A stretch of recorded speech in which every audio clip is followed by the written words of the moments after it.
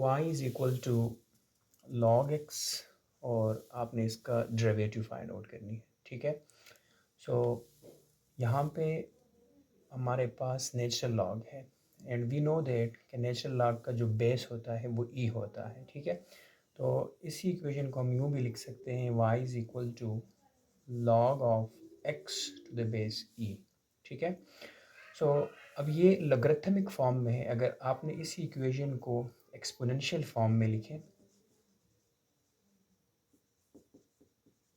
In exponential form, तो ये equation बन जाएगा e raise to the power y is equal to x, right.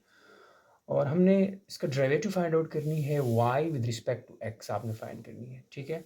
So here differentiate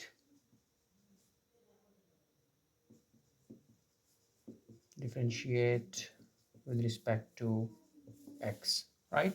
So we have d over dx e raised to the power y equals to d over dx of x, ठीक है।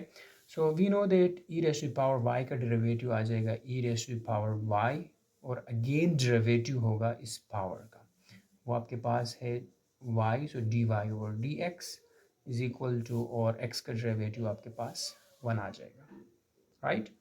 अब हमें dy over dx चाहिए, so both side आप e raise to the power y पे divide कर दें। So you will get dy over dx is equals to 1 divided by e raise to the power y। So e raise to the power y आपने start में जो exponential form में आपने लिखा था कि e raise to the power y जो है वो बराबर है x के, so replace e raise to the power y by x।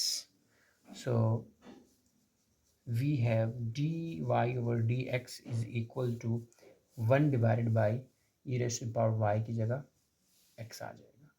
सो हमारे पास log x की जो डेरिवेटिव आ गई वो फाइनली 1 डिवाइड बाई x आ गई।